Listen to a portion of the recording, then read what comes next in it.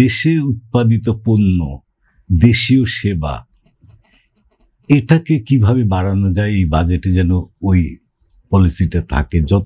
যত রকম সুবিধা আমাদের গত বছর পর্যন্ত ছিল, এর থেকে যেন একটা সুবিধাও না কমায়, বরং দেশীয় পণ্যকে যদি সুবিধা করে দেয়, দেশে যদি উৎপাদন বাড়ে, দেশে যদি ইন্ডাস্ট্রি বাড়ে, আপনি যেটা বললেন, কর্মসংস্থান অটোমেটিক্যালি তৈরি হবে। সব মশার বিরুদ্ধে সুরক্ষা দিতে এলো বসুন্ধরা এক্সট্রিম অ্যারোসল, মশার বিরুদ্ধে এক্সট্রিম সুরক্ষা। তো আমাদের যেসব প্রোটেকশন দরকার, উই নো যে প্রোটেকশন দেওয়া ভেরি টাফ, কিন্তু এর মাঝেও যতটুকু পারা যায়, এখন যেটা আমরা শুনছি যে বাজেট বড় হওয়া ভালো ইকোনমির জন্য হয়তো, কিন্তু এই বড়টার বোঝাটা তো আমাদের উপরেই পড়বে।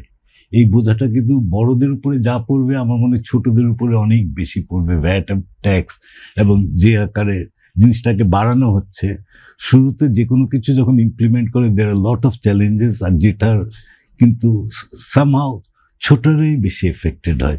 তো এটা খুব মানে চিন্তা করে এই কাজটা করতে হবে, যেন ছোট ওরা মাঝারিরা যেন কষ্টে না পড়ে যায়। সরকারের নতুন ওদের আর্ন করা টাকা যেটা প্রয়োজন বাজেটের জন্য, ওটা আর্ন করতে, এই চ্যালেঞ্জটা আমাদের।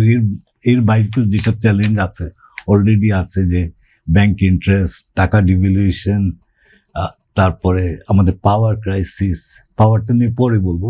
তো ক্রাইসিস কিন্তু হেড ওয়াইজ ধরলে কিন্তু অনেকগুলি হেডে আমরা কিন্তু প্রবলেমে আছি। একটা হেডও পাবেন না যেটা ব্যবসার জন্য বান্ধব। এখন প্রত্যেকটা হেডে কিন্তু কোনো না কোনোভাবে প্রবলেমে আছে।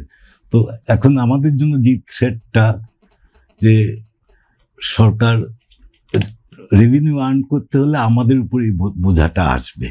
একটা তো আছে যে ট্যাক্স নেটটাকে স্প্রেড করবে, কিন্তু আরেকটা আছে এক্সিস্টিং যারা ব্যবসায়ী, ওদের ঘাড়ে এখন যা বোঝা আছে, এই বোঝাটা আস্তে আস্তে বাড়তে থাকবে। সুতরাং এই বোঝাটা যেন না বাড়ে, এটা আমার সরকারের কাছে আবেদন।